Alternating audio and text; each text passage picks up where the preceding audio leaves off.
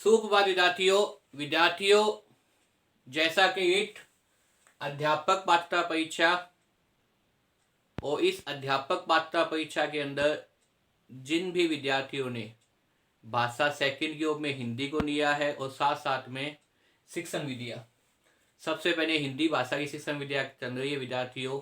अब तक जो है वो मैं 10 शिक्षण विद्या गा चुका हूँ और मुझे उम्मीद है विद्यार्थियों आपने सभी 10 शिक्षण विद्या की वीडियो देखी होगी, आपको याद हो गए होंगे। आज हम कहेंगे आपके सामने जो 11वीं शिक्षण विधि है वो है आपके सामने पर्यवेक्षित विधि। विद्यार्थियों इस विधि में वास्तव में क्या होता है, किस प्रकार से ये विधि अध्यापक उपयोग में लाता है, इससे संबंधित वीडियो बनाकर मैं अपने YouTube चैनल जो मैं हिंदी का है उस पर अपलोड कर रहा हूँ। विद्यार्थियों अगर मेरे द्वारा बनाई वीडियो आपको पसंद आए तो इसे लाइक कीजिए, शेयर कीजिए, कमेंट अवश्य कीजिए विद्यार्थियों। इसके साथ ही विद्यार्थियों अभी तक भी अगर जिन भी विद्यार्थियों ने मेरे चैनल को सब्सक्राइब नहीं किया वो सब्सक्राइब कर लीजिए, क्योंकि मुझे जैसे ही समय मिलता है वैसे वीडियो बनाकर अपलोड कर देता हूँ। अगर आप मेरे चैनल को सब्सक्राइब कर लेंगे और साथ में जो है वो घंटी का बटन दबा देंगे, तुरंत आपके पास क्या पहुँच जाएगा, नोटिफिकेशन पहुँच जाएगा और आपकी चाहिए यथावत चलती रहेगी। तो विद्यार्थियों खूब पढ़िए, क्योंकि आपको पता है 25 अप्रैल 2021 को पेपर आपका निर्धारित है, तो इस हिसाब से आप खूब तैयारी कीजिए। और अगर ये वीडियो आपको पसंद आए तो इसे अधिक से अधिक शेयर कीजिए। देखिए विद्यार्थियों आज की विधि जो है वो है आपके सामने पर्यवेक्षक विधि। देखिए पर्यवेक्षक विधि का मतलब क्या होता है पहले ये समझिए। पर्यवेक्षक का समझिए, विधि का मतलब तो मेथड है अध्यापक हिंदी भाषा को पढ़ाने के लिए, क्योंकि हिंदी भाषा की शिक्षण विधियां चल रही है। अध्यापक किन किन विधियों का उपयोग करता है हिंदी भाषा के अंदर उसको बताने का प्रयास चल रहा है। तो देखिए पर्यवेक्षक विधि के अंदर सबसे पहले पर्यवेक्षक को समझिए। पर्यवेक्षक का मतलब क्या होता है, पई प्लस में अच्छक। यहाँ पे कौन सी संधि है, यहाँ पे आपके सामने यन संधि, क्योंकि यह से पहले जो आधा अक्षर दिखाई दे रहा है हमें, ऊपर वाला है जो होता है वो हमेशा क्या दिखाई देता है विद्यार्थियों, हमेशा आधा दिखाई देता है, इसीलिए क्या है पई प्लस वेक्षण है। अगर इसका संधि विच्छेद करेंगे तो क्या हो जाएगा, पई प्लस में क्या हो जाएगा आपके सामने पई प्लस में अवेक्षित। और पई का मतलब क्या होता है चारों ओर, पई का मतलब क्या होता है चारों ओर। देखिए ऊपर वाला यह जो होता है हमेशा क्या दिखाई देता है, हमें आधा दिखाई देता है। और यन संधि के अंदर क्या होता है, यन संधि के अंदर ये बात होती है। तो यह वैसे पहले क्या हो, अगर आधा वर्ण है तो वहां पे संधि कौन सी होती है, यन संधि होती है। अब देखिए हमने इसका संधि विच्छेद किया है पई प्लस में एच्छेद, और पई का मतलब क्या होता है चारों ओर। पई का मतलब क्या होता है चारों ओर। इस प्रकार से विद्यार्थियों आप देखिए अगर एक अध्यापक इस विधि का उपयोग करता है तो क्या करता है, अध्यापक बैठ जाता है, उसके चारों कौन बैठ जाते हैं, अध्यापक विद्यार्थी बैठ जाते हैं। सबसे पहले तो पर्यवेक्षक का मतलब क्या है, पई प्लस में ऐच्छक, और पई का मतलब क्या है चारों तरफ। मतलब कहने का अभिप्राय यह है विद्यार्थियों कि इस विधि का उपयोग अगर अध्यापक करता है तो अध्यापक क्या करता है, उसके चारों तरफ कौन बैठ जाते हैं, बच्चे बैठ जाते हैं। और फिर वो अध्यापक बच्चों में स्व अध्याय की प्रेरणा को विकसित कर जाता है। फिर वो अध्यापक क्या चाहता है कि बच्चों में क्या हो, स्व अध्याय की प्रेरणा विकसित हो। इस प्रकार से विद्यार्थियों अगर अध्यापक इस विधि का उपयोग करता है तो ये विधि क्या कहलाती है आपके सामने, पर्यवेक्षक विधि कहलाती है। क्या कहलाती है, पर्यवेक्षक विधि। देखिए इस विधि के अंदर अध्यापक क्या है, शिक्षक क्या है, वो बैठ जाता है इस प्रकार से। सबसे पहले वो क्या करता है, मंद बुद्धि बच्चों को, निबंध बुद्धि बच्चों को और कमजोर बच्चों को अपने आसपास बिठा देता है। उसके बाद जो लाइन होती है वो होती है 3 प्रकार से। सामान्य जो विद्यार्थी होते हैं, जो औसत विद्यार्थी होते हैं कक्षा के अंदर, जो ना तो ज्यादा बुद्धिमान श्रेणी में आते हैं ना ज्यादा कमजोर की श्रेणी में आते हैं, ऐसे औसत बच्चों को हम क्या कहते हैं, सामान्य बच्चे कहते हैं।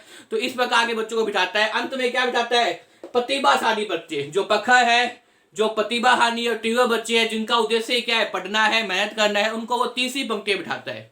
ऐसा विद्यार्थी वो इसलिए करता है क्योंकि अध्यापक को पता है कि अगर मंद बुद्धि या कमजोर बच्चे जो होते हैं, जिनका पढ़ने में ध्यान कम होता है या जो पढ़ाई से भागना चाहते हैं, अगर उन्हें वो तीसरी पंक्ति बिठाएगा तो वहां तक अध्यापक ध्यान नहीं रख पाएगा। हमें पता है कक्षा के अंदर भी जब हम पढ़ाई करते हैं, पढ़ाई करते करते अगर हम अध्यापक के एकदम पास बैठे हैं, मतलब कहने का मतलब ये है कि अगर हम प्रथम पंक्ति में बैठे हैं तो हमारा ध्यान और अध्यापक का ध्यान, दोनों का ध्यान क्या होता है, एकदम तनाव होते हैं, एक्टिव होते हैं पढ़ाई के प्रति। और एक जो लास्ट बेंच पे बैठा हुआ स्टूडेंट है वो इतना एक्टिव नहीं होता। उसे पता है अगर वो कोई स्वार्थ भी कर रहा है, अगर वो क्लास में ध्यान भी नहीं दे रहा है, तो अगर अध्यापक ने जो देख लिया उसके पास तक आने में अध्यापक को कितना समय लगेगा, कम से कम 2 या 3 मिनट लगेंगे। इतने समय के अंदर जो छात्र है वो आखिरी बेंच पे बैठा हुआ है वो अपनी गलती को क्या है आसानी से छुपा सकता है। इसलिए इस विधि के अंदर जो अंतिम पंक्ति है मतलब पंक्ति नंबर 3 उसमें कौन बिठाता है, उसमें किन बच्चों को बिठाया जाता है, हमेशा प्रतिभाशाली व्यक्तियों को बिठाया जाता है, जो प्रखर बुद्धि के होते हैं, जो तीव्र बुद्धि के होते हैं, इसके साथ साथ जिनकी पढ़ने में रुचि होती है, क्योंकि उनका काम ही क्या है पढ़ना है, उनका काम ही क्या है पढ़ना है। तो अगर वो पढ़ने में रुचि लेंगे तो उनको कहां बिठाया जाता है, तीसरी पंक्ति में बिठाया जाता है। और दूसरी पंक्ति के अंदर बिठाते हैं हम सामान्य बच्चों को, जो औसत बच्चे जो कहते हैं, ना जो प्रतिभाहानी हो ना जो कमजोर हो। और अध्यापक के पास पहली पंक्ति में कौन बैठते हैं, कमजोर व्यक्ति, मंद बुद्धि वाले बच्चे बैठते हैं। अध्यापक उन पर पूरा ध्यान कर दे पाता है। अगर उनको कोई समस्या न है पढ़ने में, अगर उनको कोई चीज समझ में नहीं आती तो अध्यापक तुरंत उन्हें बता देते हैं। तो इस प्रकार से क्या है परीक्षक विधि या परिप्रेक्षक विधि के अंदर क्या किया जाता है, अध्यापक कक्षा के सभी बच्चों का करता है अपने आसपास बिठा देता है और फिर उन्हें स्व अध्याय और स्व प्रेरणा से क्या है पढ़ने के लिए प्रेरित करता है। स्व अध्याय का मतलब यह है कि छात्र खुद अपनी अध्याय के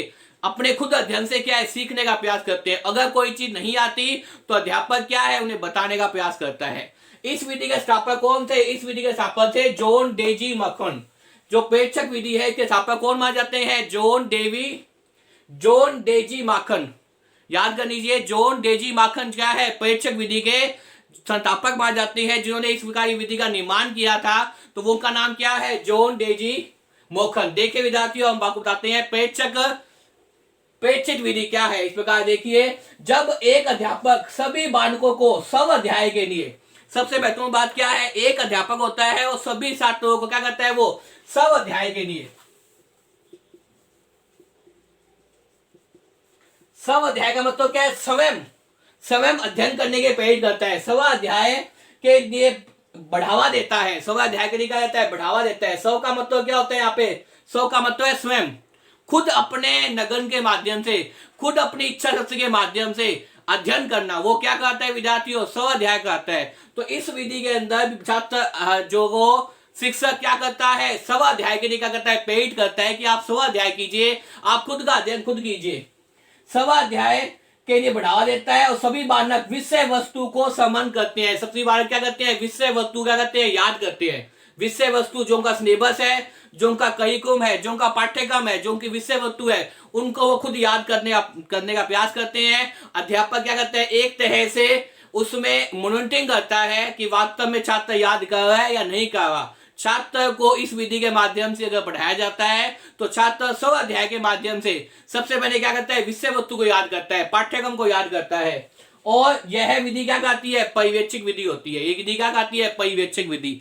जैसा कि नाम से पता है विद्यार्थियों, हमेशा किसी भी विधि का या किसी भी का नाम जो होता है वो हमें बहुत कुछ बता देता है। ये नाम ही क्या बताया पर्यवेक्षक, परिचय का मतलब क्या है पई पनस में ऐच्छिक को, पई का मतलब क्या है चारों ओर, अध्यापक के चारों ओर छात्र बैठ जाए इस प्रकार से अध्ययन करे तो क्या कहते हैं आपके सामने पर्यवेक्षक विधि कहते हैं। और स्व अध्याय के माध्यम से वो क्या चीज याद करते हैं विषय वस्तु को याद करते हैं। विषय वस्तु का मतलब क्या है, पहले वो अपने पाठ्यक्रमों को याद करते हैं। विषय वस्तु को क्या करते हैं भाई याद करते हैं। विषय वस्तु को क्या करते हैं भाई याद करते हैं किसके माध्यम से, स्व अध्याय के माध्यम से। इसकी परिभाषा भी दी है हमारे जो एक विद्वान है उन्होंने दी है। और बाइनिंग के अनुसार जो विद्वान है बाइनिंग उन्होंने भी क्या दी है इसकी परिभाषा देने का प्रयास किया है कि वास्तव में पर्यवेक्षक विधि को आप कैसे परिभाषित कर सकते हैं। तो परिभाषा किसकी है भाई बाइनिंग के अनुसार। क्या कहते हैं बाइनिंग,